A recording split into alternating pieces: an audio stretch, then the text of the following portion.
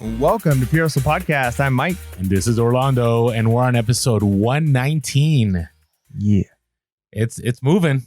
Yeah. And that's a lot. That's a lot of episodes. It is a lot of, but you know what makes me happy is that we are now doing interviews, right? It took us a little bit to get to a place where we felt comfortable with interviews, and every guest always has something to bring to the table, right? It's not like the same old, like I've heard this before. And we always try to bring something different that we haven't had this individual talk about. Yeah. I mean, it's always nice because, everybody has their own specialties. I mean, even with, Orlando and with me, like we each have things that we focus on. But, for all of you listeners out there who listen to us every single week, couple times a week, you start to hear some of the, similar things. So it's great when we have new people bolos. Yeah. Same bolos or the same, exciting stories that are really not that exciting. That we're like, did we tell that story already back on episode 39 or something? Hopefully not. But so interviews are great. And we've got an amazing guest on today. We've been on his show, and actually that was a pretty amazing interview. So I'm excited to have the tables flipped here and see how things go now that we're running it. So Dominic, the primetime treasure hunter, what is going on? Hey, man, I'm happy to be here, and I'm excited. It's episode 119. That's my lucky number. So, here we go. We're all set to go. Who knew? What are the odds? 119 is his lucky number. Oh, man. Just amazing. I didn't know that before I came on, but, we'll just go with it. Stars are aligned. That's right. Everything's just where it needs to be. Yeah. So, and real quick, I think I called you Primetime Treasure Hunter, but it's just Primetime Treasure, right? No, Primetime Treasure is the name of the business, but then I became Primetime Treasure Hunter. There was this big evolution. I didn't actually come into this as starting things off and saying, hey, I'm Primetime Treasure Hunter, like from the very beginning. It didn't start off that way. If you watch a lot of my my early YouTube videos, it actually took a while for me to say my intro because it was always, hey, it's Dominic from the Primetime Treasure Hunter. It's Dominic from the Primetime Treasure eBay store and YouTube channel. Oh, nice. And then later on, as it caught on, people said that I needed some kind of persona, like I needed more of a nickname. And so since the business was Primetime Treasure, I actually held a little kind of a contest almost in my Facebook group at the time. And I was asking people to throw out ideas because I had ideas. And someone in the group threw out Primetime Treasure Hunter, which was perfect for me because actually I just had him on my show for interview, Craigslist Hunter. He's someone I really look up to. And so I said, this is perfect because I do hunt for treasures. Yeah. It works with the treasure theme. There's, the Craigslist Hunter part. And I said, this is great. That's what we're going with. It's one of those things when you hear it, you just know it and that's it. I'm just go with it. Probably for you guys, like when you guys came up with Pure Hustle Podcast, it just sounded perfect. Yeah. We're just like, that's it. We're just going to go with that. When you know, right? Yeah, that's exactly right. Well, we kind of knew, but it worked. PHP worked. So, all right. So on Instagram, you are prime_time_treasure. And on YouTube, you are Primetime Treasure Hunter? Okay. Yep. Just wanted to clarify. Yeah. We want to make sure our listeners can find you because, I'm sure many of them are already following you and watching your stuff and listening to your stuff. But if they're not, by the time they're done with this episode, they're going to be looking for you. So super excited about that. That'd be great. I'm not hard to find. All right. So tell us a little bit about you. We know a lot, but, there's some new listeners. Just a quick, like, hey, what got you to reselling? What do you sell and so on? Well, I really pretty much have a kind of a weird background in history, I guess. I have a full-time job that has nothing to do really with reselling.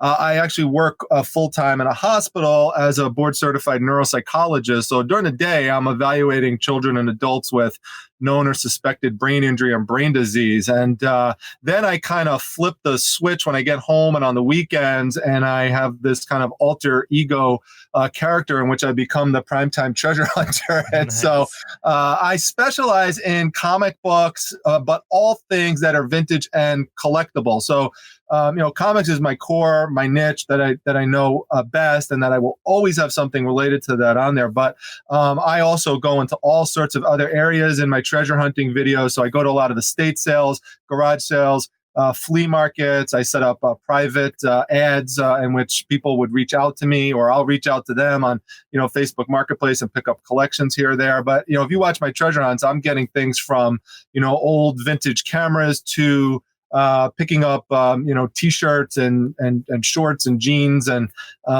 signs and you name it. I mean, books, non-comic books. I mean, there's all sorts of things.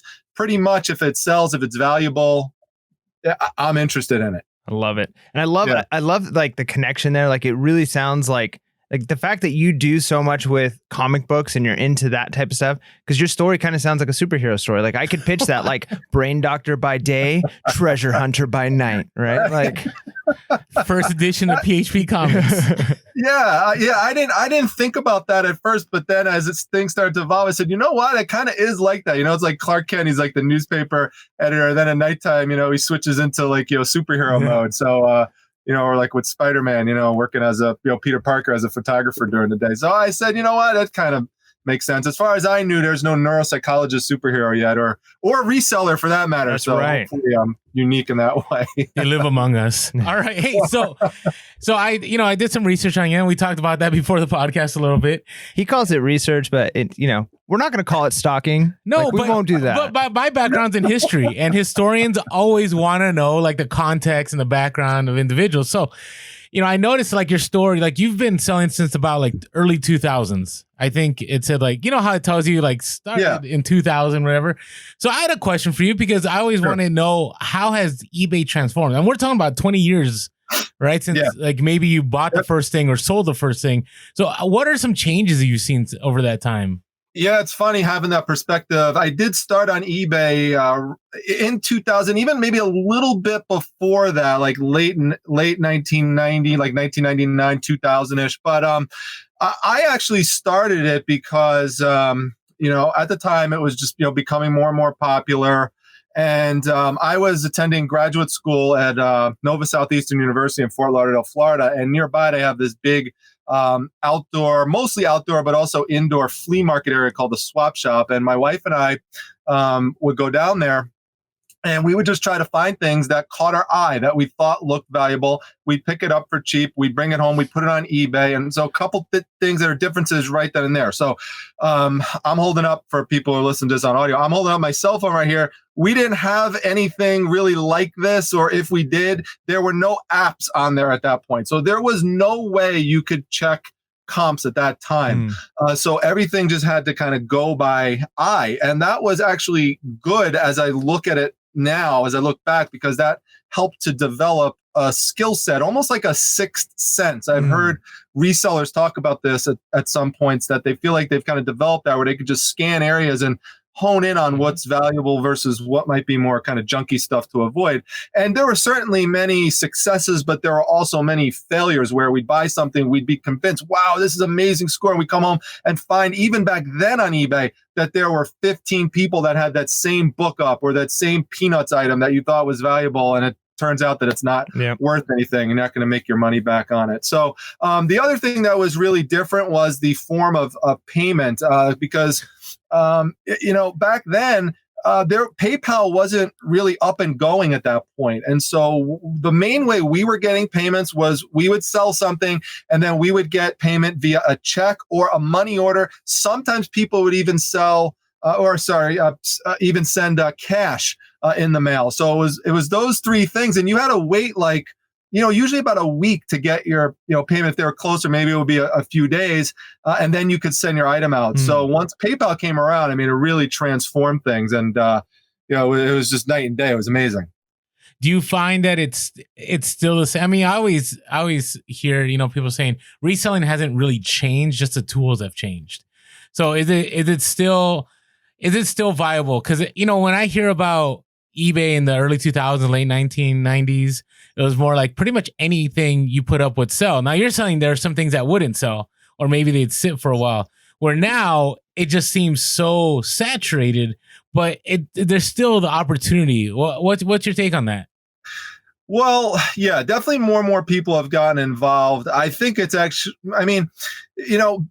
one other big difference you have to keep in mind too, is that back then it was only auctions. And so, they didn't have any option then to just buy it now. That was something that came on a little bit later. But with more and more people getting involved, and the more you open, like because back then there are some people that don't want to take the chance of an auction.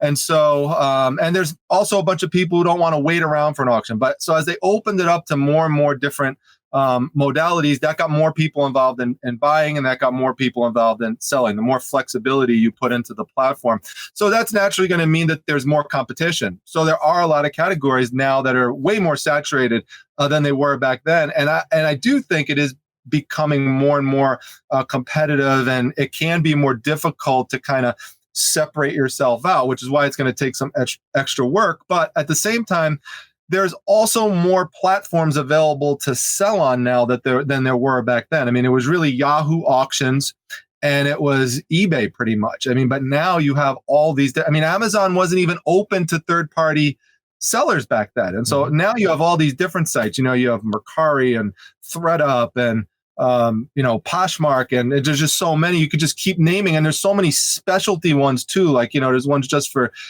sneakers, and it just on and on and on. I mean, you could just, you could probably name like 30 or 40 reselling platforms. So it's good and it's bad, but you've got to, bottom line is you have to find a way to separate yourself out from the pack.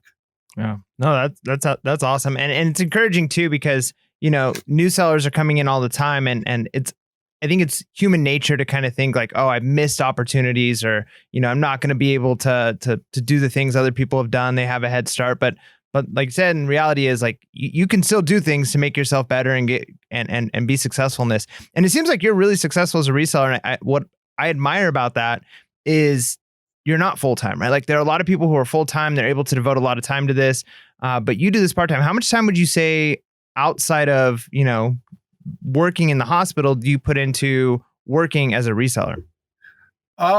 Well, the reselling component for me has so many different things beyond just reselling, because there's the sourcing and there's, of course, the listing and the shipping. But then beyond that, there's a lot of social media engagement that I'm doing. So, I have the YouTube channel. I have the Facebook group, the Facebook Reselling Resource Center, which just went over 15,000 members in there. So I do a ton of stuff in there.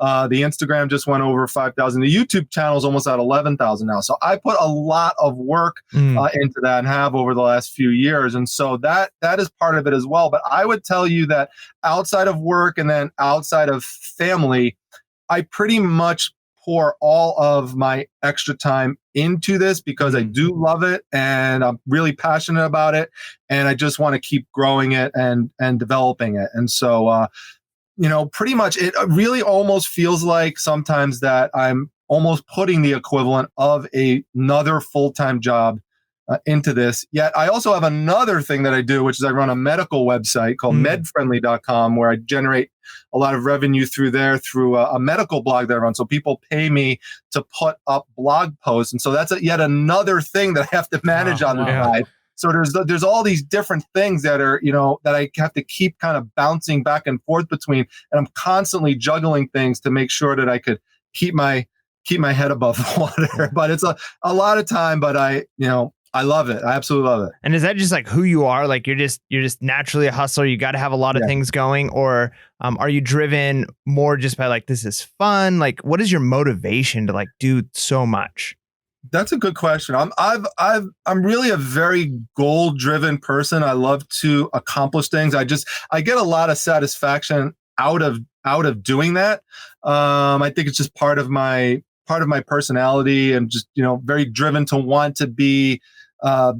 I don't even want to necessarily, it's easy to say you want to be the best. I mean, I want to do as best as I can given my situation. I mean, like, I know, like, realistically, being part-time, I'm not going to sell more stuff than Craigslist Hunter has, it's just like, so, but given the situation that I'm in, I want to try to do the best that I can, in that situation. Also set a good role model and example for my kids who are 14 and 15. And I think I've done that because they work so hard in school and they do so well in school. I mean, I just came down from seeing my daughter, and she just from the moment she came over, just been working hard on her homework, getting that done. My son's the same way. And so I'm proud of that. I want to set that example for them. My dad set that example for me.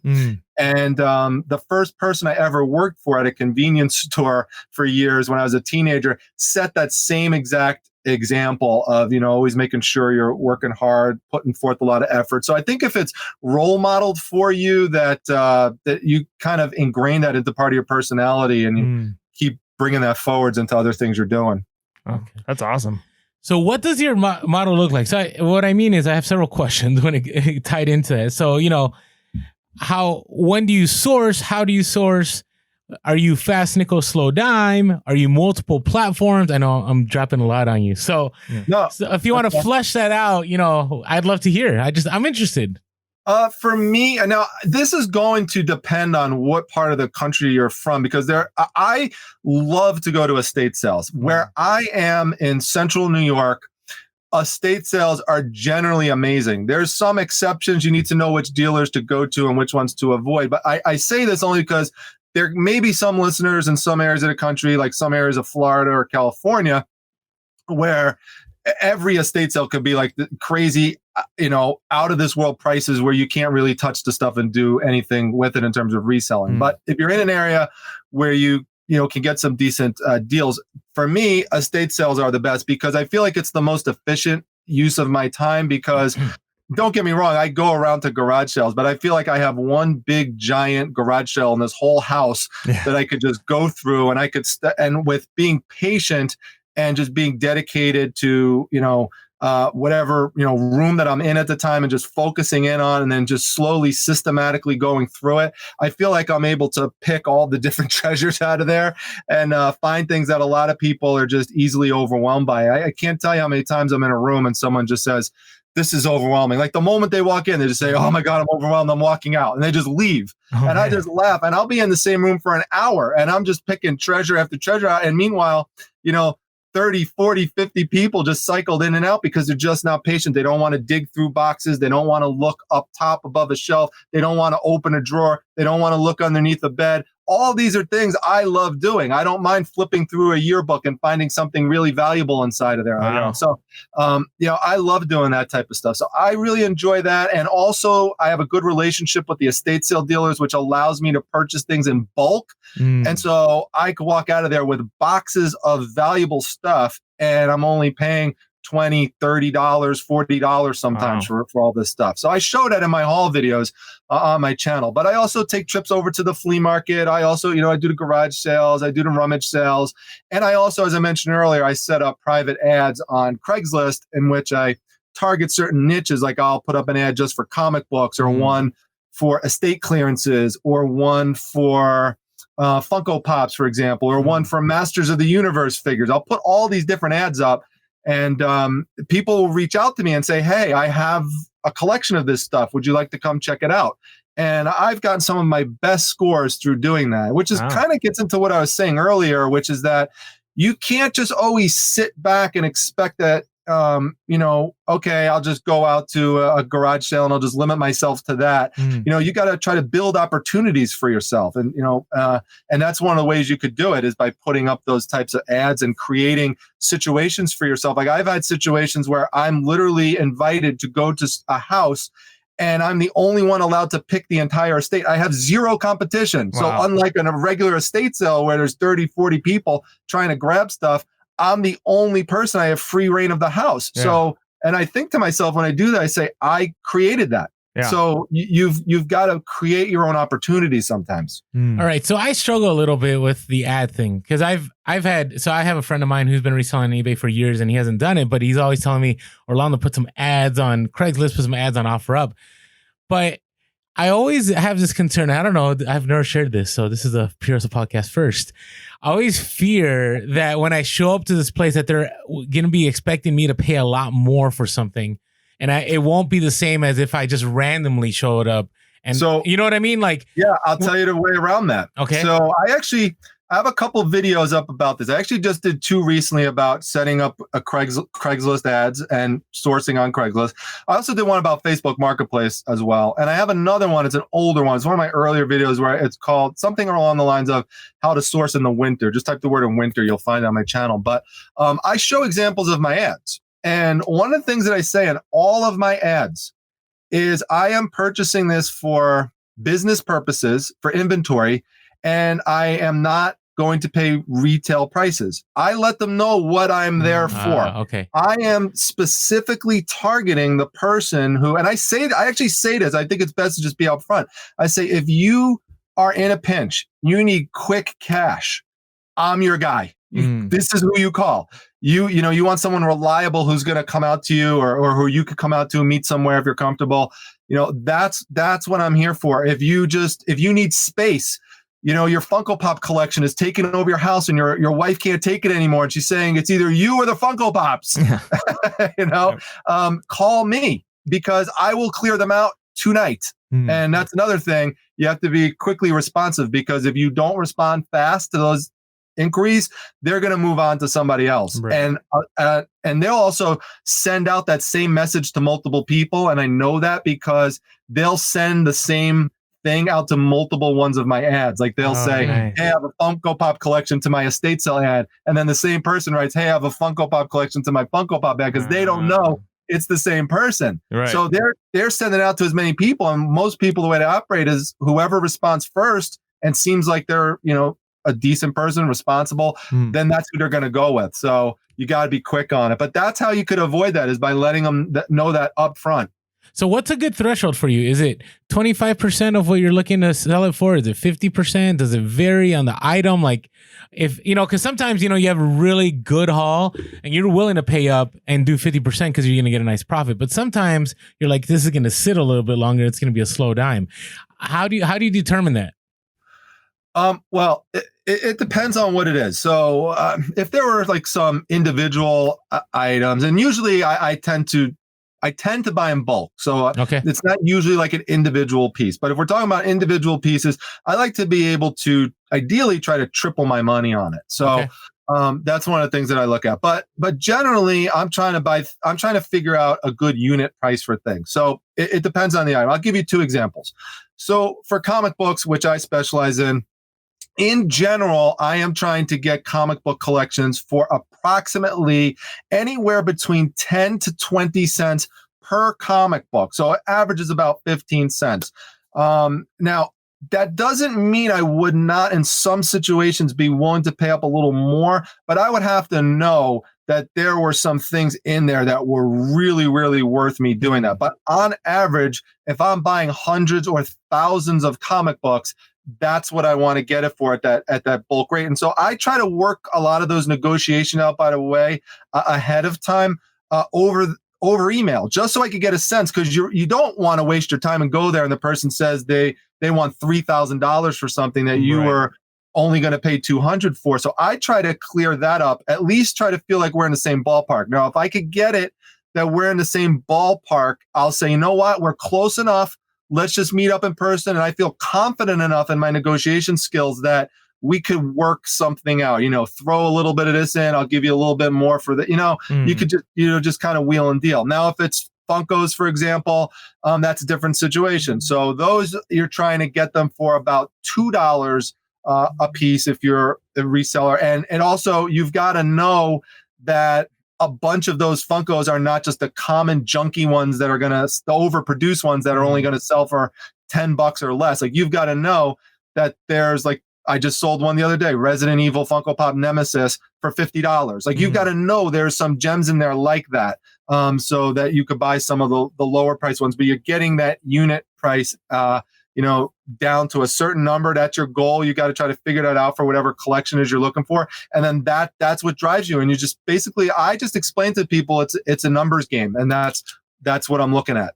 Nice. Now, I would say for me, only recently have I gotten comfortable or have become comfortable in telling people I'm a reseller when I'm shopping for stuff, right? Like, when I was sourcing for the longest time, I didn't feel comfortable. I felt odd telling people. And I thought, at least in some situations, like I was getting a better deal if they thought I was buying it for personal use, or like, this is mine, I want to collect it. Because it does seem like some people want things to go to a good home and they don't want to know that, like, hey, you're going to buy this thing that meant something to me and then you're going to sell it.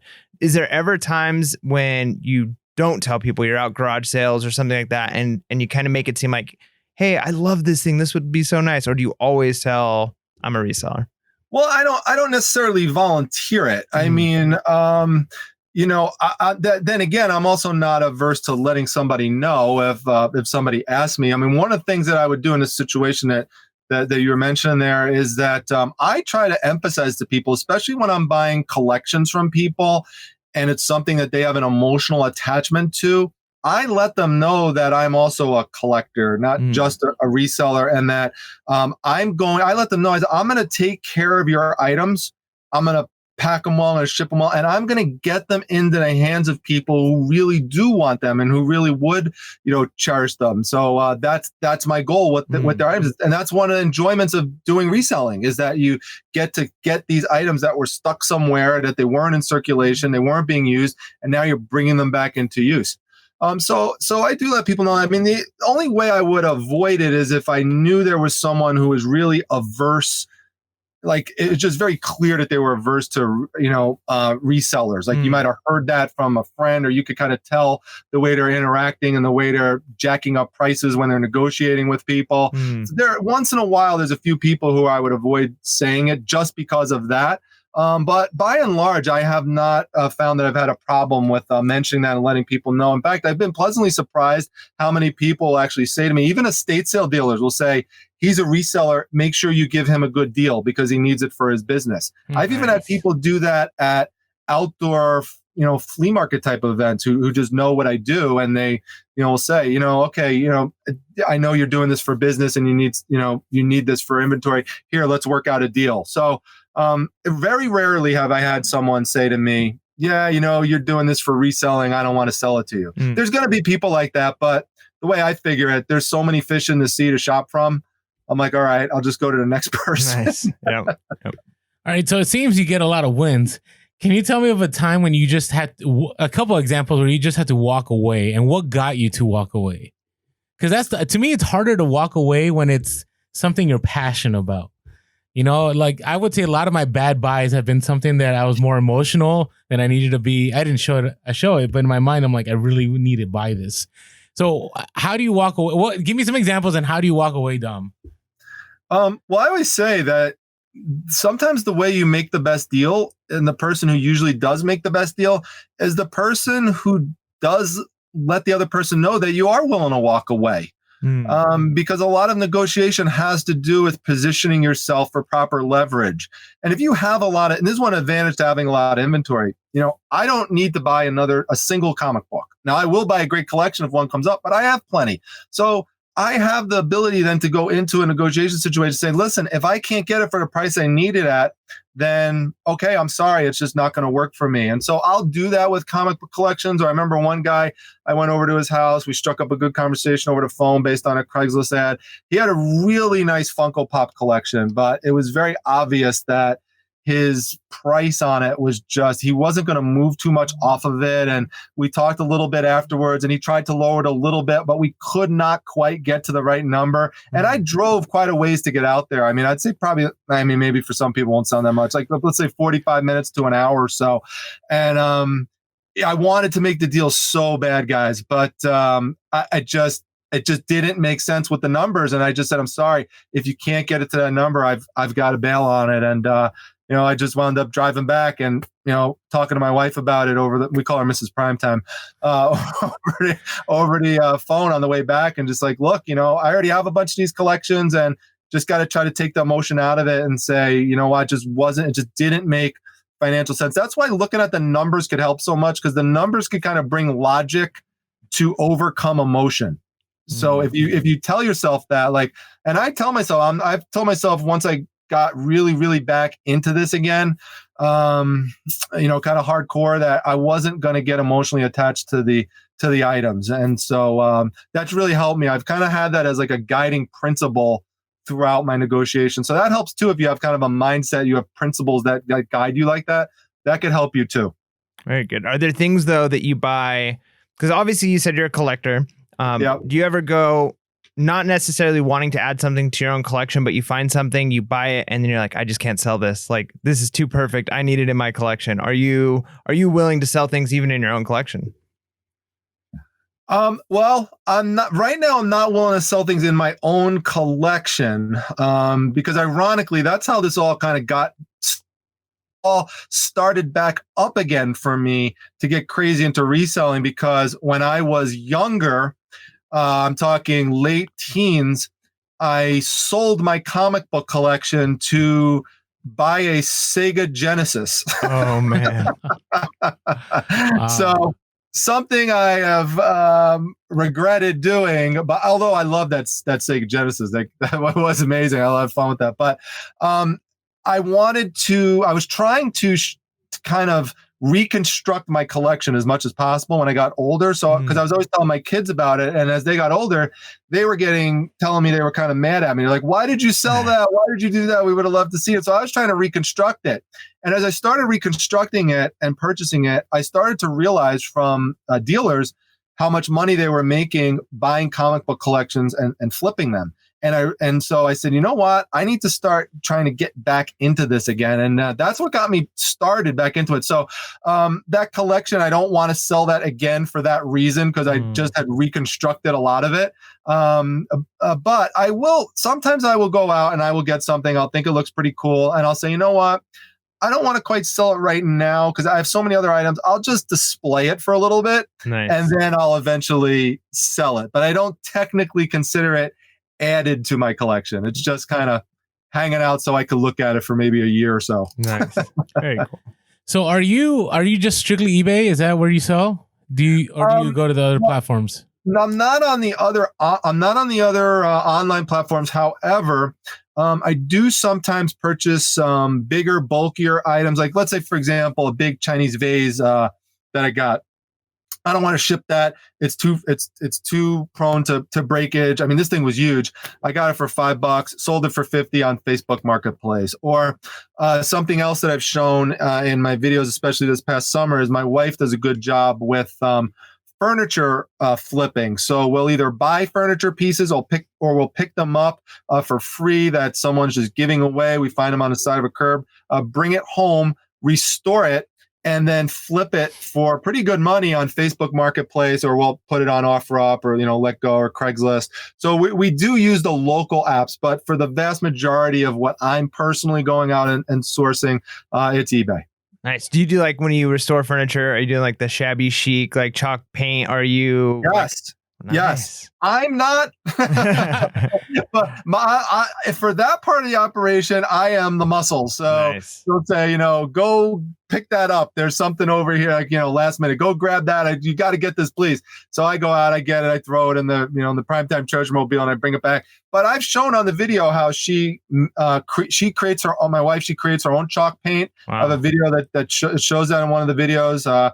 How she does that. She went out and, and bought the materials just to make homemade chalk paint. And the difference, like, you get to see the before and the after on how she does all these different types of projects and, and flips it. So that's her job. She's like the artisan. Nice. Again, I'm just the muscle for that part. Man, you guys are a family of hustlers, huh? Yeah. I mean, she really, like I said, she is really very artistic. I'm trying to. She also does do some crafty stuff too. Like, she'll take comic book covers, for example, that are from books that were destroyed. Like, we can't use the book, but it has a cool cover, and she'll take it and she'll decoupage it onto a frame. And then we're selling the frame for, like, the decoupage frame for like $30 to $40. Nice. So, and this was a comic book that was destroyed. You couldn't use it. And traditionally, like, someone would just take that and just throw it in the trash. Uh-huh. But she's finding a way to repurpose something that I bought that we can't use and flip it. So there's creative things like that. So I'm trying to get her more into, doing that part of the business, which she did a lot again over the summertime. She's taking a break now over the winter, but she'll get back into it again as the weather warms up. Man, nice. That's awesome. So it's interesting to me, the collectibles market, because I notice as of recent, like, because the economy is so hot right now, is that sometimes some collectibles, they'll be worth a ton of money for like 2 or 3 weeks, and then it dies really fast, right? But if you can find something from, let's say, the 80s, 90s, or even before, like, that has, value over a longer span of time. So based on that, how do you sell your stuff on eBay? Are you slow dime, fast nickel? Do you need to move stuff quicker to get more capital? Or how does it work for you? No, see, now this is one of the things where I feel like I have, because you can always go back and forth in terms of advantages and disadvantages between doing this full time and doing it part time. And I think if you're doing it full time, there's going to be more pressure on you to try to turn stuff over fast because you need to have that cash flow more. For me, I have the full time job that I could lay back on. I have the additional money from the medical website that I could lay back on. So that gives me more leverage that I could let things sit. And when people are sending me offers that's not quite what I want, I could still kind of feel comfortable with letting that one go and, waiting for someone who's going to come in with a better offer down the road. So I'm more strategically patient with the items that I have up. Don't get me wrong. I do price it to sell it if there's competition for the item. So if I have something that a lot of other people have, I try to beat them on price, provided that person has the item in a very similar condition to mine and their feedback is similar. If their feedback is worse than mine or the condition is worse than mine, then I'm not going to price it under that. But if all things are equal, I'll try to beat them on price so I can move it faster. But then again, if I have a pretty unique piece, like, for example, this is a graded comic book right here, Battlefront, number 25. This is the single highest graded comic issue for this at a 5.0. Wow. The next lowest down is a 2.5. So I will price this high and I will be waiting. I will be totally willing to let this sit for a long time. I don't care until someone is willing to pay close to what I have the price for that, because I have a unique piece there that no one else has. So for those types of items, I don't mind. I'll sit on them. Wow, that's good to know. Yeah, that's impressive. Yeah. I mean, now I know, so you obviously were interested in comics, and one thing that we're really big on Peerless Podcast is it's really easy for people to get like almost, starstruck with like the types of things people are selling, and like, I've got to do shoes because look how much money are in sneakers, but they're not interested in sneakers or things like that. So there's probably some of our listeners who are going to be like, I've got to jump in comic books or do something like that, but they might not be interested. But then there are those people who are like, I would love to be interested. This does sound like something I could be passionate about, but they don't know anything about comic books, so they don't know anything about certain types of collectibles. What would your advice be as far as where's a good place to start so that they can build some knowledge, maybe kind of get their feet wet in it without, becoming too overwhelmed? Yeah. So it's funny because one of the things I've been trying to do on my YouTube channel is trying to bring together different segments of the YouTube community, because I feel like we're carved out into all these separate niches. So for example, we have the reselling YouTube community, right? But we also have there's a whole comic book segment of the YouTube community. There's a whole action figure section and toy section of the YouTube community. There's a Pokemon section. So there's all these different sections, and we're all kind of segmented off. And so I've been trying to bring people like that from those separate channels onto my channel to kind of bring people together a little bit more. Like I had Michael D. French from Retro Blasting on, who does a lot of stuff on vintage 80s toys. And so I bring that up because you got to look beyond just the traditional reselling community that we have. Like, everyone knows who all the big name people are there. You got to look outside of that. So there are comic book, YouTube channels where they'll just go out and they'll do a comic book haul, just like we would do a haul. We go out and we go to garage sales, estate sales, we come back, we show off what we got. These people are going out to a comic book store and they're coming back with all sorts of goodies, and they're showing off and they're explaining what it is that they got and how valuable it is. I loved watching that stuff, and I still do. And that's a great way to learn for somebody who is new. On my channel, I have a whole playlist on learning all about comic books and how to ship them, pack them, identify which ones could be more valuable. And I do a what's sold on eBay video every month, and I go over the top 10 things that sold, and inevitably there's something related to comic books that's in there. So that's another way to to figure that out too, is by checking out something like that. That would be over on my channel. You'd have to know someone does something with that to gain some kind of knowledge like that. There's also, by the way, great Facebook groups about comic books. There's a ton of them out there. Just like there's great reselling groups, there's ones that are just about that, and so you can learn a lot just just through there. So, it's just like with me, guys, in terms of like when I jump back into this, focusing on the comic books and collectibles, my main weakness area one of them was clothing. Now, I always have clothing up now, but when I started, I didn't, and I was never sourcing it. And I learned from watching other resellers. I was watching Steve Rakin talking about clothes. I was watching, Casey talking about, clothing brands. And I was, I got a guide to learn more about different brands. And I was going on eBay and I was clicking on their sourcing guidance. And I was looking through all the different clothing categories and learning what are the top ones. I was going on to Poshmark, even though I don't sell on there. And I was trying to learn from Poshmark sellers on Instagram and going through their stories and saying, what are they going out and sourcing at thrift stores and Goodwill and flipping? I didn't know a single thing about Christian Louboutin shoes and how to identify them. And now I know if I see that red bottom at a thrift store, that's something that I want to pick up, because it could be a couple $100 pair of shoes, and people are finding stuff like that. So you've got to kind of make a commitment to dive into a new niche area that you want to learn a little bit more, and just try to absorb as much of it as you can in all different mediums. That's awesome. Do you buy comics like new, like when they drop on whatever it is, Wednesday, Thursday, and like read them? I used to until I got back a few years ago into flipping them. It's funny because, as you mentioned, that again gets back into how it's kind of ironic, because in the next few days, by the time this airs, this will already have been done. But I was reading comic book one night, and I came across this ad. Everyone who reads comic books knows this. There's a double page ad in a lot of older comic books for a place called Mile High Comics in Denver, Colorado. And it's the world's largest comic book store. And I opened it up. I never told this story, so this is a first on. I was going to say this on my show, but I'm telling it here on Pure Hustle Podcast. Yes. All right, no one knows this. So I opened it up and I'm reading it. I'm looking at it. And it's like Mile High Comics. I'm like, I love doing stuff like this. I go back into old reading material and then I look it up and see whatever happened to the place or the person. I like to do that. So this is an older book, from the 70s or 80s. So I look it up and I say, wow, they're still around. And I typed it on YouTube and I found that the guy has a YouTube channel. And I opened it up. I watched the video. The owner, Chuck Rosansky, who's a legendary guy in the comic book community. And I was blown away by his YouTube video, which shows off this 1 million square foot store that's filled with comics from front to back. I mean, his collection it's massive. It's completely insane. And I was blown away by it. And I said, I always want to run my own business. And so I said, this is really perfect. I mean, this is a great way to jump back into doing the reselling and start an actual reselling business. I'll focus it on comic books. And then I just started branching out from there.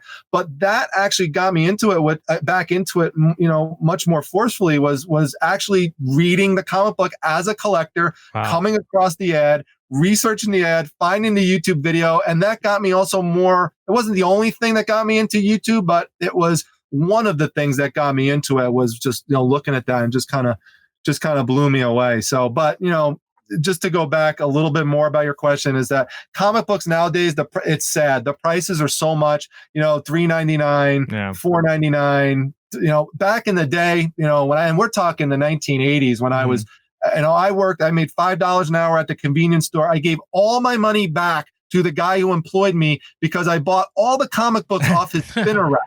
So I basically worked for comic books, but back then they were 75 cents a piece. So if I worked, and got $5.50 an hour, or $6 an hour, I'm like, great. This I just made 6 or 7 comic books, and I just kept building it up.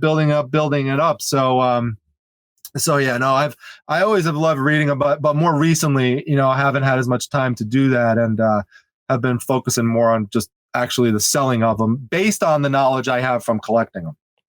That's awesome. So it currently seems that collectibles, obviously that's what we're talking about, are good money. I mean, if you find the right ones, and I know the drops, whether they be Funko drops or whether they be a video game drop or, something that's tied to something that's collectible, like they sell really well. Like they will sell within the hour, and all you have to put is, receipt in hand or, in hand and whatever, and people can sell it. But my question is, and this is a question I always have looming, even though I don't know when we're going to have a reset. I hope we don't. And maybe we already did and we didn't know about it. But do collectibles do well during a recession? Collectibles do well all year, every month.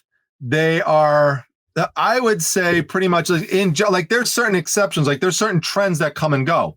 Okay. But there are always people out there who want to buy collectibles because it's just part of the human condition that people love to complete things. They want to have everything of something. And so there's always going to be people out there that want to buy that type of stuff. And there's always going to be people that want to reconnect with their past and they want to get things that have that nostalgic quality to it. So it never runs dry. I mean, that's why if you could build, and I was just recommending this in one of my videos, which is that, if you want to help, if you're having slow sales and you want to increase the chance that you could continue to have sales throughout the year, you don't necessarily have to specialize in vintage and collectible, but just like I always make sure I have some clothes available in my store, have some vintage and collectible in your store. So at least you're giving people something along those lines. Again, even you don't have to specialize in it, but it really is, I would say, as immune can be from a recession or from slow down, normal slow times, like a January would be a slow time. But then again, I put up an old vintage Rolleiflex camera that literally sold in hours for $500, and I sourced it for free. Mm-hmm. Yeah, so I mean, but there you go. There's a traditionally slow month, January, and there's a guy waiting. And by the way, when I put that up, I mean, I can't tell you how many people were trying to pounce on it and buy it. People offered me $350, $300, $400, $450. Here we go. I knew I wasn't going to go. I had it for $600, wasn't going to go below $5. And eventually person came along, boom. Now, here's where we get back to what you said earlier. If I'm working full time and I quickly need the cash and I have it up for, let's say $599 and someone offers me that $400, you may be more willing to take that and less likely to kind of sit and wait for the $5. So it just depends on your situation. I'm glad you point that out because that's very, very true. I mean, I can tell that that was my second year of full time where when I always tell people enjoy part time if that's what you want to do, because it is really nice. Yeah. I do. I mean, the one thing I do miss is I could let things sit and I could counter until I got that one price. But that's right. I'm thinking of today was a slow day.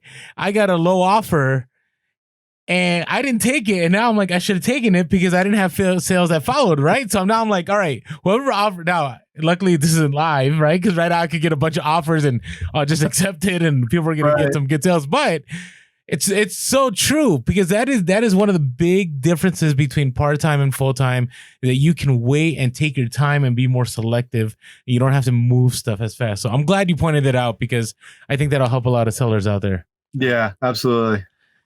When it comes to collectibles and I don't want to harp on this too long, but I know it's one of your specialties. And again, I'm amazed that you do so much beyond just the collectibles, right? Like you're an expert in the comic books and those collectible items, but then you're also doing clothing, and that shows a lot of talent and willingness to learn new things. But when it comes to collectibles, like you showed that one that you had that was graded, right? Now, is that something, are you like buying graded comics and graded collectibles? Are you willing to go and like put in the work to get that stuff done on your own? When you say am I buying for graded? Are you specifically asking about graded? Like, will I go and specifically get a book graded? Do you mean, or will I? Yeah. In general, getting a comic book graded is a tricky thing. I have an actual video on that whole topic on whether or not you should do it or not. And you really have to know your stuff. You really have to know about grading. And you need to be pretty confident and pretty assured in terms of what grade that comic book is going to come out as. Because you can see here, show you a couple of examples. Like this is the 5.0 I showed you. This is I'll show you another one here. This is Adventures on the Planet of the Apes from 1975. It's the first issue. It's graded a 9.8. That's very rare to find something above a 9.8. The grading scale goes up to 10. Once in a while, I've seen one, and sometimes you could see even a 9.9. But every one of those decimal points, from a 9.8 to one here, you could see a Doctor Who issue right here for Marvel Premiere. That's a 9.6. The difference between those could be huge. We're talking thousands to even tens of thousands of dollars for 2 decimal points, depending on what the comic book is. Wow. So you've got to factor in terms of what the price is going to be if you sold it ungraded versus graded. And there's a great comic book website. It's a great resource. It's free to sign up. I have no investment into it or anything. It's called comicspriceguide.com. And you could go on there, set up a free account, and it will tell you once you log in, you plug in the comic book, it will show you what it's worth ungraded versus graded. And sometimes that difference is non-existent. It's actually identical. Sometimes it's just a little bit more, and it's not worth taking the time out because it's usually going to take weeks to months to get it back unless you fast track it, which now you have to pay more money for. So just for your basic average comic book, like you're looking at spending $30 to $50 to get it graded. And so you have to make sure, like, okay, if I'm going to do that, when I get it back, it's got to be that I'm going to make hundreds of dollars more having it graded versus not. And most times it's just not worth it. So what I will do sometimes though, when I buy out collections, or I might specifically, target books like this, I may go out and specifically, buy something like this as an investment and then hold on to it or put it up on eBay for 3 times the price that I bought it for and, see, what happens with it. And I know that it's just going to appreciate over time anyway. Those kind of things don't depreciate. So yeah, sometimes I will go out and specifically, target something like that. But for the most part, when I'm buying comics and collectibles, I'm buying things in big bulk. I'm buying big bulk collections or big bulk pickups or orders. Nice. Awesome. So I've had multiple opportunities to buy all kinds of comic books, and I always walk away. I don't think there's been one time, because what I do, I start going through it. Number one, I feel overwhelmed, and we've talked about the overwhelmed feeling.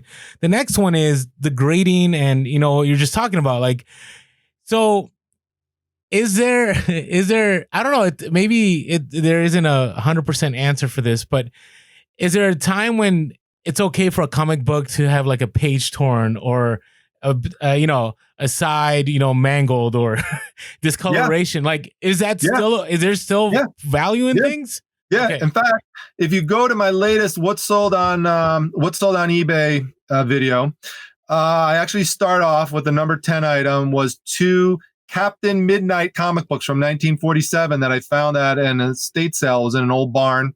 They were on top. They were exposed to the elements for decades. Corners were torn off. The spines weren't completely secure, but the main part of the cover was still intact. They were consecutive issues, I believe, and they sold for $55, both of them together. The reason for that is because, again, most of the cover was there.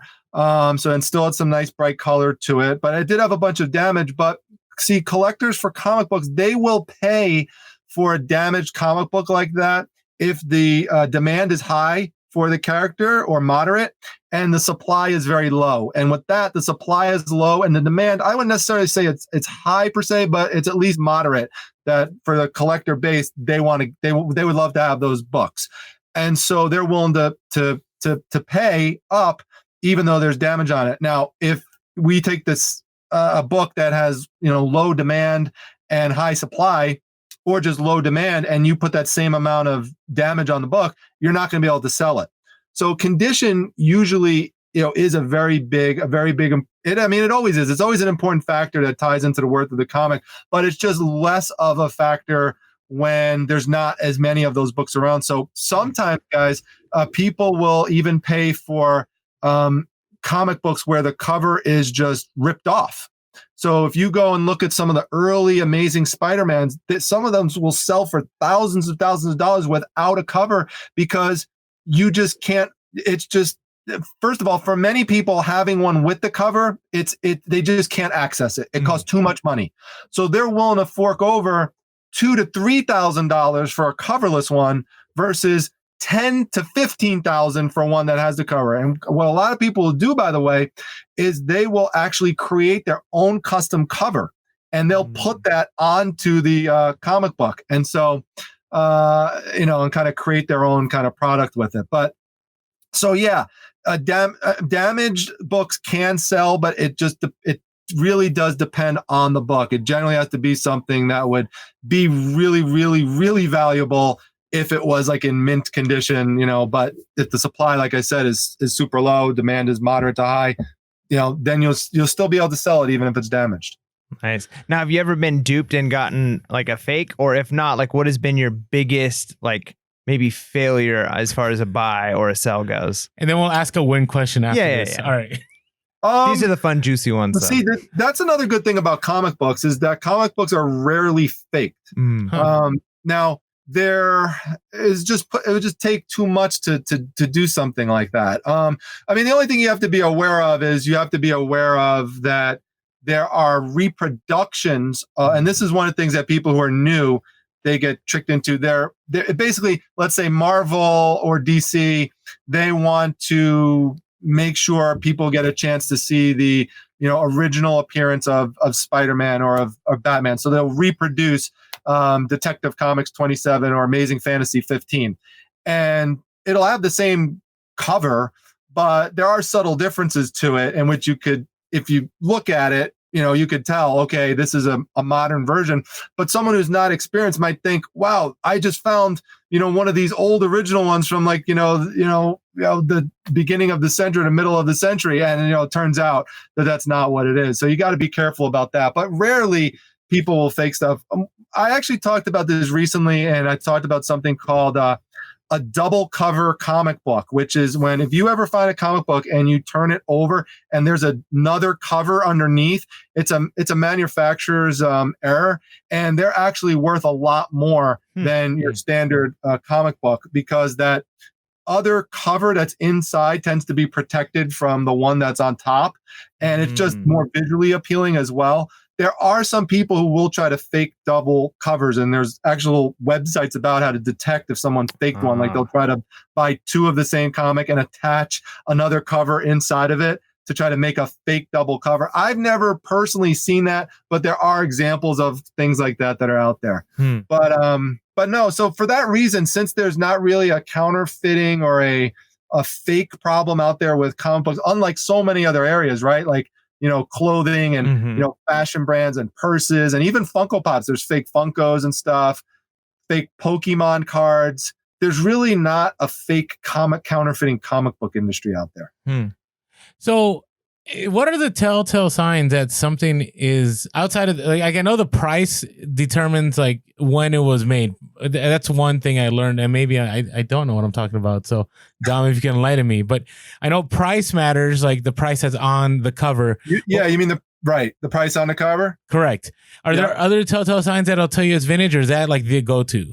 So the as long as it's not a reproduction, but so the price is going to tell you a lot. So for example, if it says 10 cents on there, you're dealing with, for example, a golden age comic book, one that was, made in either in the 1930s, 1940s, early to mid 1950s.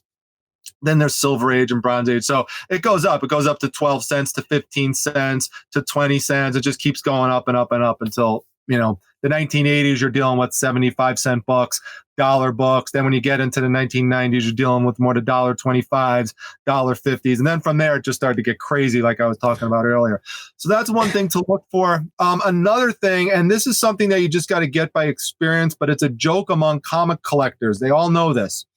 Even Chuck Rosansky, who I mentioned earlier from Mile High Comics, he joked about this in one of an actual movie documentary he specialized in, which is that you could open up a comic book and smell it, and you could pinpoint it to what decade that it's from. Because the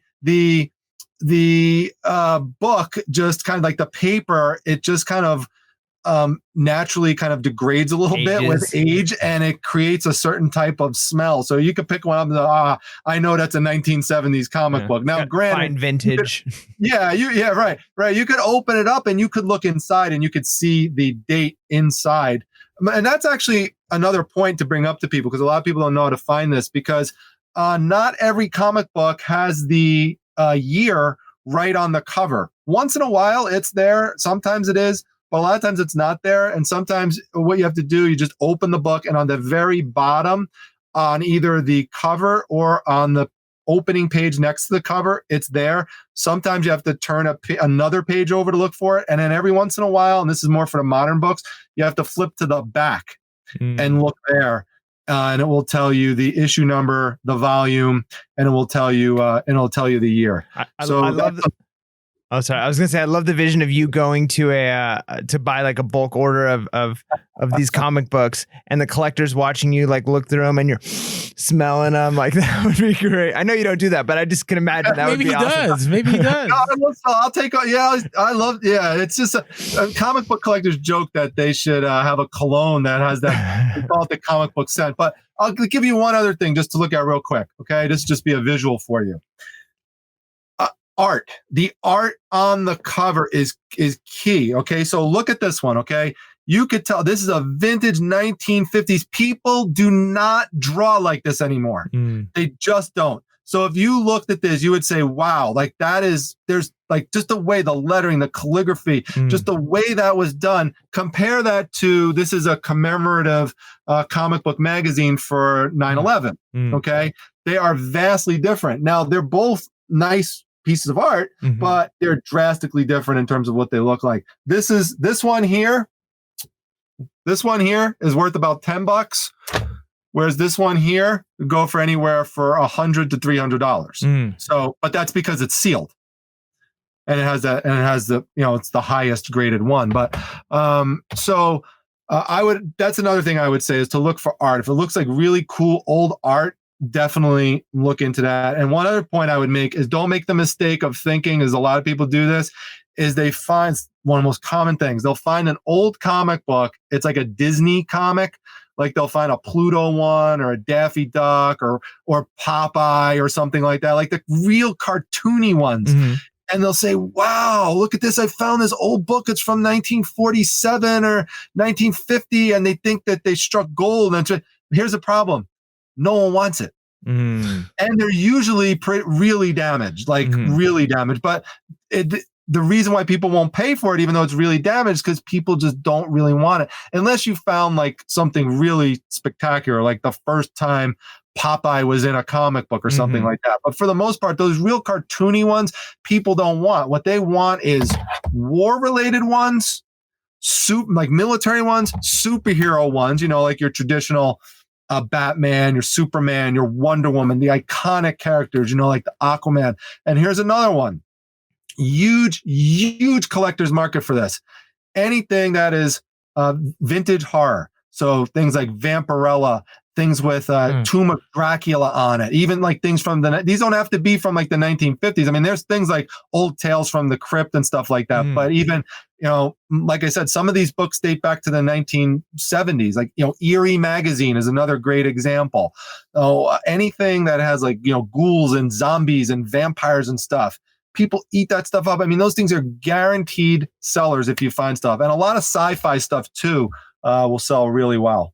Even guys, Westerns, old Western stuff, depends on what you find. That stuff you more have to find in bulk. Like there's not a lot of people looking for Roy Rogers and Gene Autry if you found individual books. But if you found a whole bunch of it, a whole bunch of Roy Rogers, a whole bunch of Gene Autry books, believe it or not, there's still some people out there that are going to pay some good money for something like that. So some things you have to lot together.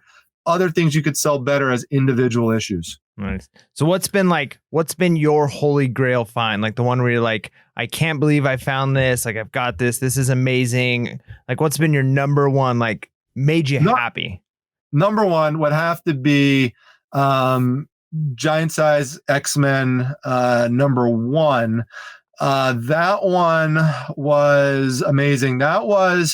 I actually got that through one of the Craigslist ads I talked about. A lot of people who follow me know this story, but there's a guy basically who worked for the junk company, junk removal clearance, and he was clearing out all these estates, and he was putting everything in his big trailer. And he reached out to me and he said, hey, I have this trailer. I have all this stuff filled in here, and my girlfriend or fiance wants me to clear it out. So if you want to come take a look at it, you can. And the funny thing about this that I have not told about this story yet, even though I told it a million times, so I'll get another first. When I first looked at the picture, most of what I saw were just boxes, just like behind me, just looked like big boxes. And I was like, I wrote him back. I'm like, here's kind of what I'm looking for. I'm more looking for like more collectible kind of piece. He's like, no, I have that stuff too. You just have to come look. So I'm like thankful that like he wrote me back and told me that, because then when I got there, found a bunch of stuff. That's actually, I think, how I first met you guys. If you remember, because I put it on Instagram, that's the haul where the first box I came to is actually a tote. and there were old vintage Pokemon sets and right. Magic the Gathering. Yeah. Magic the Gathering. Yep. I remember that episode where we The talked Household about of the that. Week. Yes. Yeah. So I flipped like the first box, one box for like $800. It was like crazy. And there were just multiple ones of these in there. So I just kept every night I was just putting up a new one, just selling it. Here's one that went out for $800, one that went out for, $500, $300. And I wound up I spent $50. Jeez. So it was crazy. Nice. But anyway, so I said to him, I said, hey, I'm also interested in comic books. So he's like, all right, come back another day, because I couldn't get everything out of there. He's like, come back another day and I'll bring the comic books. I have those at home. I'm like, okay. So he brings the comics.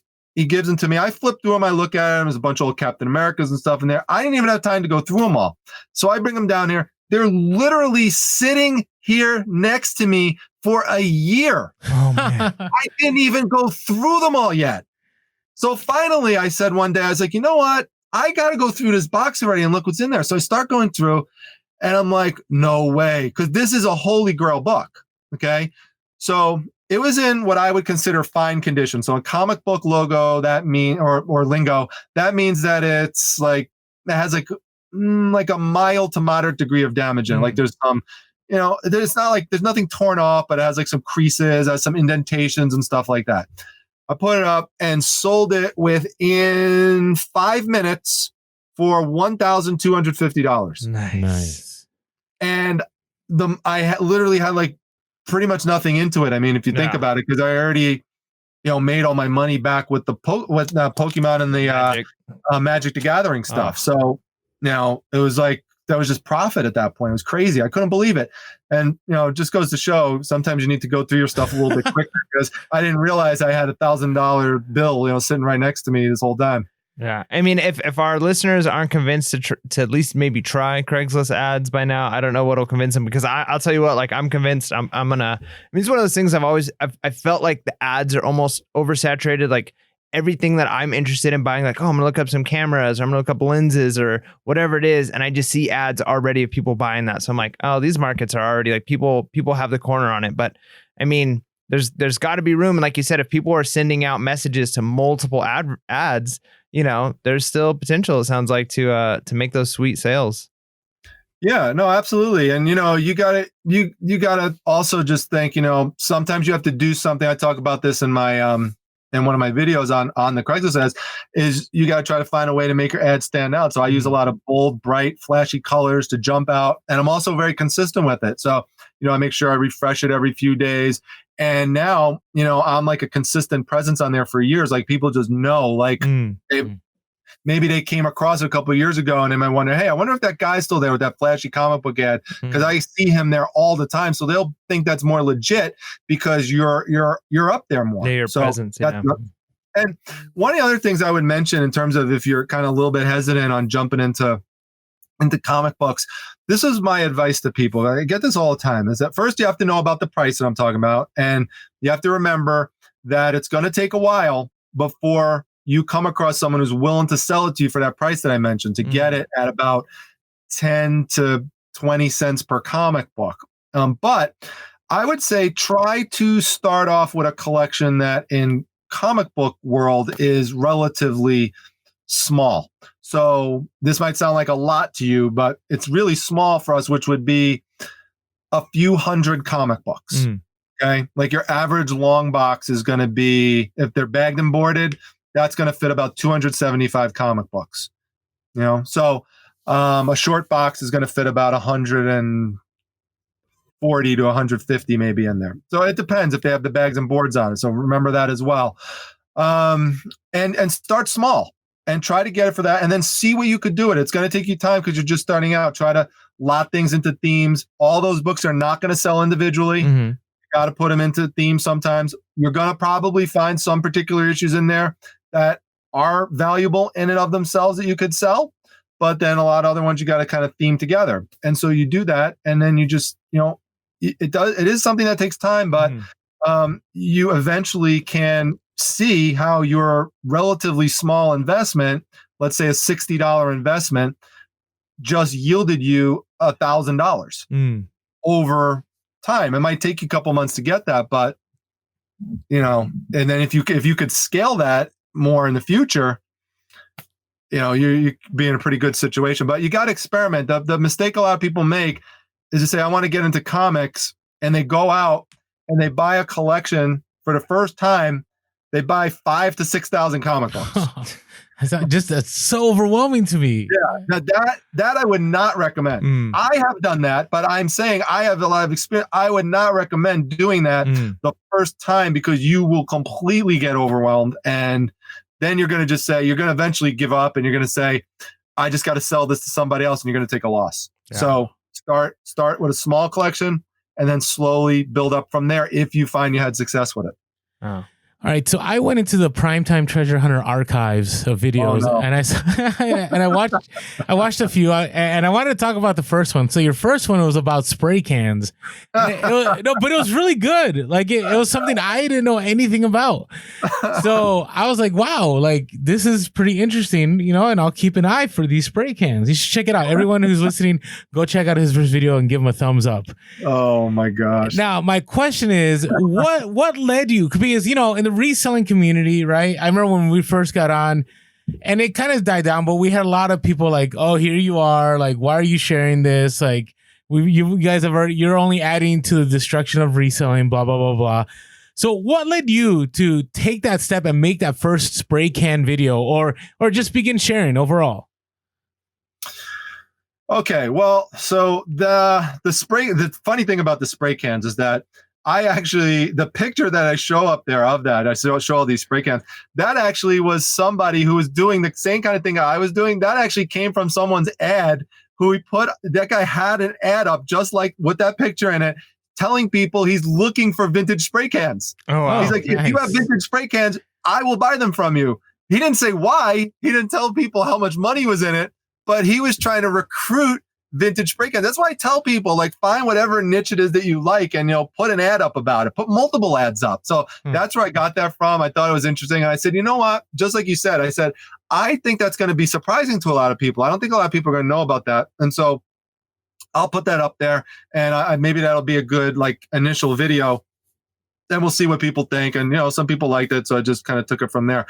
In terms of the sharing, why I decided to share, this partly gets back to my job in that I do some teaching. It's in a hospital. It's an academic medical center. So I've done traditionally a lot of lectures and stuff like that. So I like to educate. That's just part of what I like to do. And I love to learn. I think you'll do better as a reseller if you love learning about so many different things in life. If you love history, it's a perfect thing to be in, because there's just so much history in the stuff you're going to find in reselling. So I love that stuff.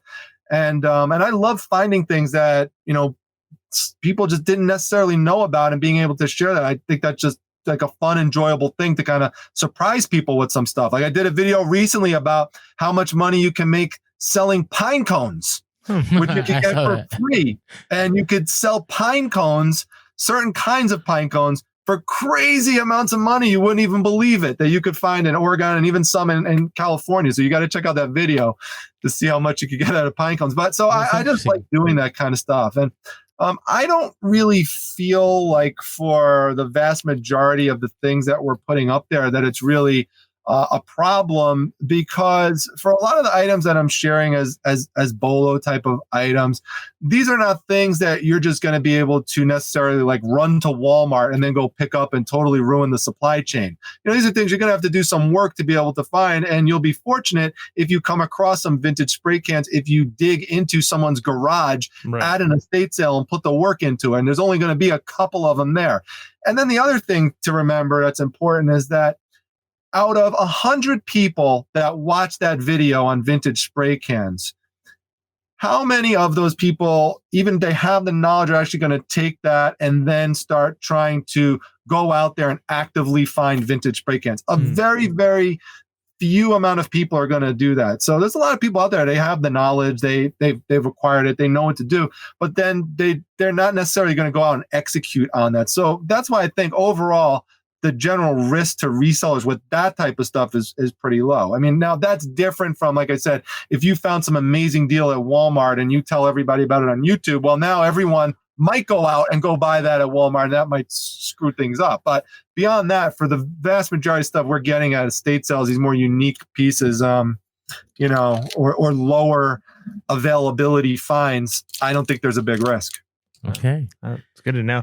I always have a question I like to ask the people that we're interviewing, and that is basically, I mean, you've got obviously an incredible story, not just with reselling. I mean, the knowledge you have, the experience you have, what you're doing on social, that's amazing. You've also got an incredible job that, I mean, you know, working in a hospital, being, you know, a psychologist and helping people, it's amazing. And so I always like to ask, like, if you could tell somebody or tell our listeners, like maybe one or two pieces of like life advice, like here are the things that like maybe I live by, or, you know, some things that will help change your life, or goals, or what would be the piece or couple pieces of advice that you would give to our listeners? Well, I almost kind of hesitate to bring this up, but I'm not going to, because it really is from the heart. I did this the other day on my channel, which was I talked about, and you know, you guys appreciate this in California, is the Mamba mentality, the Kobe mentality, which is, you know, you are just, whatever it is that you have a passion for and that you love, just try to pour your heart into it and just try to be best and just try to overcome obstacles and try to outwork, you know, even, you know, if you want to look at some people as maybe our competition to, just try to work harder than them. Like if you're at the estate sale, for example, you could look at some of the other people there as competitions. That's why I said I'm going to, you know, like Survivor, to say kind of outwit, outlast, outplay. Like I kind of look at it that way. I mean, I feel like, all right, you know, I'm going to stay in this room longer than every single one of you if I need to make sure I dig all the treasures out of here. You know, I'm not going to just, you know, walk right out. So I try to use that approach in terms of being patient and working hard. And I think hard work is really the main thing. I mean, I think that's what I've built my life around. I'm not necessarily, you know, the smartest person. I didn't even tell people for the longest time when I started my channel that I was a neuropsychologist, because I didn't want people thinking that I was trying to, you know, make them feel like I was smarter than them or something. Because it's not about that. It's really, it's more, I feel I've gotten where I've gotten from motivation and from passion and from working hard. I mean, yeah, obviously you need to have a certain amount of intelligence and stuff like that. But it's really the hard work part, as I would say, is because I think a lot of people give up too early when they're, you know, there's that, you know, that cartoon that you see on Instagram a lot where there's that one guy who's digging and he's just short of the treasure. It's like right there, and he decides to turn around, whereas the other person keeps going. Yeah. There's a lot of people that do stuff like that, and they want to have instant success or close to instant success. And if they don't get it really fast, they just stop persevering. And I'm just somebody who will just keep persevering. And if I keep getting knocked down, that's why I love the movie Rocky so much. You know, he just keeps getting knocked down and he just keeps getting back up. He keeps getting punched in the face. He keeps getting back up. So I think about that stuff all the time, just like, you know, persevering, you know, through adversity, and also just being thankful for what we have. You know, we're lucky to be in this situation. And, you know, Gary Vee talks about this a lot, that, you know, what would our grandparents or our parents have done, you know, when they were younger, if they had social media available to them, so that, you know, because when my dad came home from work at 7:30, that was it. He was done. He worked his butt off. My grandfather came home from work, you know, in Queens, New York, pressing garments all day with no air conditioning. When he couldn't do anything else when he came back from that to give his family a better life. That was it. My dad funded his college through going to Vietnam and funding it through the GI Bill and working for Merrill Lynch during the day. And then at nighttime, going to school to be the first person in our family who got a college degree from Fordham. So that's another thing. Like you asked, like, it goes back to like the role model, like, but it all ties in together, right? You know, like that's a great example of, I'm doing kind of the same thing. You know, he did that. He went to school after working hard during the day. Well, I'm working hard and I'm coming back and I'm still doing more to try to support my own family. So it's just, it all boils down to hard work, guys. Yeah. Hey, that's awesome. We really working smart. Working smart. Yeah, you do that's true. Very true. Yeah, it is very true.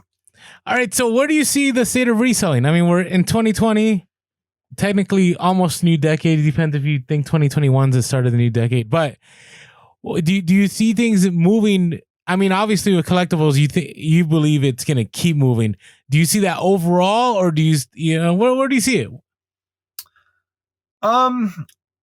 Well, it's interesting. I think it's going to continue to grow. The thing I'm most curious about, though, is how the platforms are going to emerge, and if what the landscape is going to look like with regards to eBay and Amazon. Because I just mentioned this the other day in my Facebook group, is that eBay's not dead. People say eBay's dead. eBay's weaker. eBay is weaker, but I've been hearing eBay's dead for 20 years. That is true. You can go back in time. You can actually Google that and find people talking about it like in 2007. Totally. It's been saying all the time. So, there's a lot of, sure, eBay has weaknesses. They have things to work on, and they need to get better. They are losing market share. Their gross volume of sales is going down. They're, making money and staying afloat by selling off shares and by getting money from sellers, with promoted listings and stuff like that. But that's not how they're going to be able to sustain themselves over the long term. So I'm curious what other platforms are going to emerge during this decade that might continue to take market share away and maybe even start running away with things a little bit more and being a stronger competing force to eBay. Because the problem is right now, there's really not a good viable alternative to eBay. There's alternatives. There's Mercari. There's Poshmark. If Poshmark's trying to break into other things like hard goods and stuff like that. There's Depop and stuff like that. But there's nothing that can really truly compete with that. I mean, there's Amazon. Of course, there's Amazon. But that's different, how that whole thing is set up, with most people doing FBA, and eBay doesn't really have that set up. Some people have speculated that Amazon might actually purchase eBay now, or they might try to. About that. Yeah, or they might try to. I don't know if they could do that with antitrust laws and stuff, but there'd be a bunch of opposition to that, I think. But I wouldn't put it past Amazon to do that, to just try to knock away who they probably think is annoying them with the ads that they have that come out every time that you know what I mean. So so I don't know. I think to me that's the most curious thing, and the most unknown thing is what's going to happen with the platforms. What platforms are going to be the most, by the end of this decade? We should go back at this video. Which ones are going to be the most popular ones? Will eBay still be the most popular one, or will it be something completely different? Remember when I go back to when I first started, Yahoo Auctions was a huge deal, guys. Like so many people were using that. It doesn't exist anymore. So like, just because it exists now and it's so popular, like we could be stuck in the moment, it could totally go away. Remember when MySpace was a big thing? Yep. What's interesting is eBay is one of the few .com things that lasted. There's like maybe 3, and eBay was one of them. So that's why I'm interested. Right. I mean, don't get me wrong. I want eBay to succeed and I want them to improve, but that's to me the biggest unknown, because right now we don't know who their new CEO is going to be. And we don't know what changes they're going to make. We don't know what that person's mentality is going to be. I think they need someone who comes in there who's going to be a visionary and who's going to really see that they need to grow their platform based on, of course they have to take buyers into account, but they really need to take the seller experience into account more. I think they're trying to do that a little bit more, but man, they have a lot of areas to grow on with that. So to me, that's curious. I mean, reselling is never going to go away. It's not going to stop. If you want to make a living in it, there's always going to be people out there who are going to be able to crush it. You're always going to be able to do that in vintage and collectible. And there's going to be people who are always going to be able to do that in clothes. But, like I said, you're going to have to find your way to separate out from it, because clothing is becoming more and more saturated. So you have to be able to find those more special pieces, those old. That ties into vintage, though, with clothes. We didn't even talk about that. Vintage concert T-shirts, for example. You could be if you're the only person that found a big lot of concert tees that you have up at that particular time, you're going to make a lot of money by doing that, compared to if you're selling, champion, T-shirts that just came out a couple of years ago or something like that. So yeah, agreed. All right. So where can people find you again? It's just in case they're looking for you. So on YouTube, it's Primetime Treasure Hunter. On Instagram, it's prime_time_treasure. And if you want to join the Facebook group that I mentioned earlier, that's called the Reselling Resource Center. So RRC. So just type that in and you'll find us there. Like I said, we have over 15,000 members there, and we're just doing a lot of things to help support sellers there. We have like seller-thons in there. We have a Support That Seller Sunday event where we pick one person from the group and everyone's got to try to buy from that one person. Nice. So every week there's someone who's making like hundreds of dollars of sales that one day. Like they're just getting crushed by, the group ordering from. So we we just try to do like lots of events like that. Well, Dom, I definitely look forward to having you back on the Pure Hustle podcast, and we look forward to be hanging out with you because we had a good time last time. It was a really good time. I had a good time. I don't know if you saw this, but I've been I brought back thrift battles. Have you? Oh seen them? I've seen them. Yeah. So I've run 3 of them so far, and I have a couple more slated to come on. And the whole goal is I did 2 last year. We're going to do a total of 12 this year. So at the end, we're going to wind up having and we're going to get to like an Elite 8 and a Final 4. So awesome. I do have a couples battle that's coming up.